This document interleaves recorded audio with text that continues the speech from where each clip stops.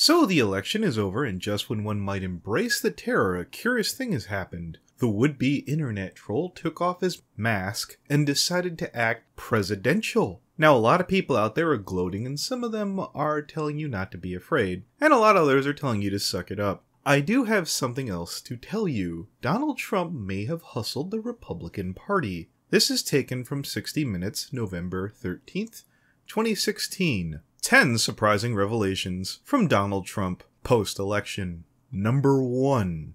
If you were waiting for that no-good bitch Hillary Clinton to get hers, or Donald Trump would be running around acting like a tool to pass candidates, Trump already has made nice with Bush, Bill Clinton, and said, and I quote, Barack Obama is a terrific guy. Now if you're shaking your head at me and going, well, duh, he's supposed to do that, Mr. Nacho Cheese Man here didn't exactly paint the portrait of a civil human being coming into office. And I want to be quick to point out, for all the bad blood between liberals and conservatives, he's not the one fanning the flames. Who most certainly could, especially at this point. Number 2. All that big talk about a wall has been demoted to a fence, which even at this point might be metaphorical. If this venture proceeds, I doubt it will be as vast as a money sinkhole as earlier predicted, focusing on removing felons or locking them up. Now obviously some of Donald's more adventurous remarks about Mexicans and rapists still have me concerned, but if all that kind of talk was to impress the massive hillbilly voter that are now going to be ignored after the fact, hey, I can live with that. And unless you're one of those people who just got hustled, I think it's going to be okay, especially climbing up this list. Number 3. I don't really have anything to add about the lobbyist issue. I'm not disregarding it, but it's just not among my more immediate concerns. So Donald backsliding on lobbyists can become someone else's problem. Number 4. Donald actually is asking his supporters to stop attacking minorities. Our president, moving forward, and surely you've had your fun,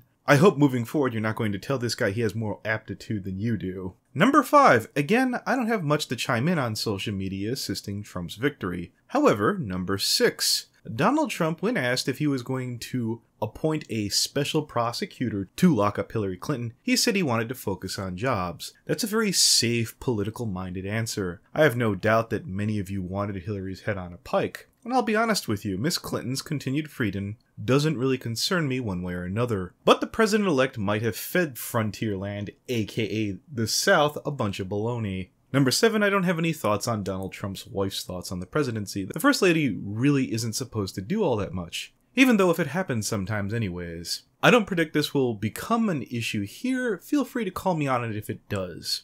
Number 8, and why this doesn't affect me in the least, Donald Trump isn't going to fight to overturn gay marriage. So far as to say once again, and I quote, it's irrelevant because it's already settled. It's done, and I'm fine with that. It's nice to see that the president isn't going to kick over a table just because he can. And it just well may have made some of his supporters happy. I kept hearing the repeated terror tactic for years now. If Republicans get back in office, we might see Roe V Wade struck down. And why that's entirely a different topic, it's also a glimmer of hope that an issue on pro-choice might not even come up at all. Number 9, and this is the biggest fuck you to all the smug pricks who are happy about Trump right now.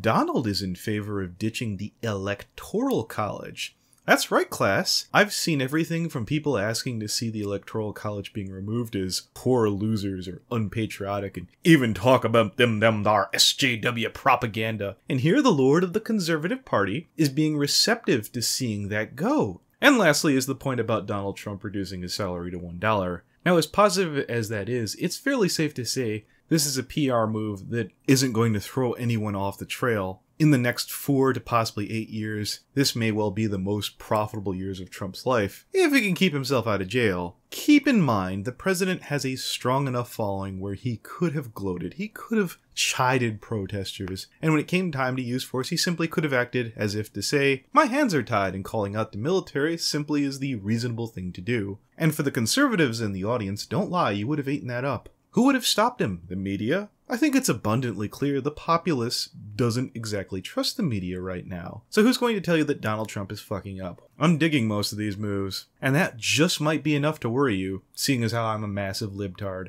Have a nice day. And if you don't trust me, here's a link to the article